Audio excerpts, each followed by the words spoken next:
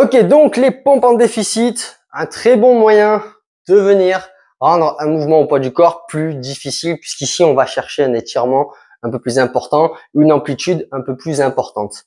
Donc c'est véritablement un très bon moyen, encore une fois, de surcharger avec un minimum de matériel. Et puis c'est aussi un bon moyen finalement de venir conserver une certaine souplesse, une certaine mobilité autour des articulations notamment. On va ici quand même chercher une bonne extension autour des épaules en fin de mouvement. Donc c'est aussi un bon moyen finalement de prévenir certaines blessures. Encore une fois, c'est un mouvement où on va chercher un étirement important, donc on peut pas se permettre non plus de surcharger de façon trop brusque. Donc on surcharge progressivement. Ici, on veut réaliser le mouvement, encore une fois, sans douleur. Donc ici, je viens tout simplement me mettre en position comme je le ferais avec mes pompes ici. Alors j'ai un écart pour moi ici de main environ largeur d'épaule, peut-être un peu plus important, je dirais même.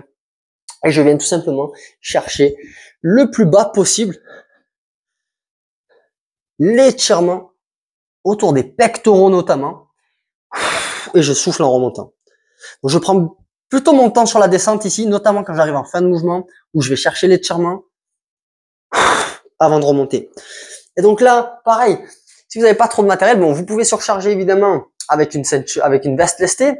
Vous pouvez également avec une ceinture de lest que vous positionneriez ici sur le torse, c'est pas forcément idéal. Donc ici, une veste lestée, pardon, je vais y arriver, est un peu plus appropriée, ou alors des élastiques. Donc ça aussi, les élastiques, c'est quand même comme les anneaux de gymnastique pour les personnes qui souhaitent s'entraîner avec un minimum de matériel, c'est quand même un très bon moyen de venir rajouter un petit peu de challenge. C'est assez versatile, on peut faire pas mal de choses avec. C'est plutôt cool, je vous mettrai un lien dans la description pour ceux que ça intéresse. Donc ici, je viens tout simplement positionner l'élastique de cette façon avant de venir me saisir de mes poignets ici.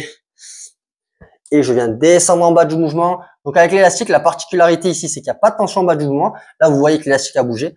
Et quand je vais remonter, il y aura de la tension. Donc après, ici, vous avez vu que l'élastique, bon, c'est un bon moyen, un bon exemple. Il s'est positionné un petit peu trop sur ma nuque. Moi, ça me dérange. C'est pas forcément néfaste, mais ça me dérange un peu. Donc je vais positionner l'élastique un petit peu plus bas ici. Et je vais me mettre là et je vais recommencer mon mouvement.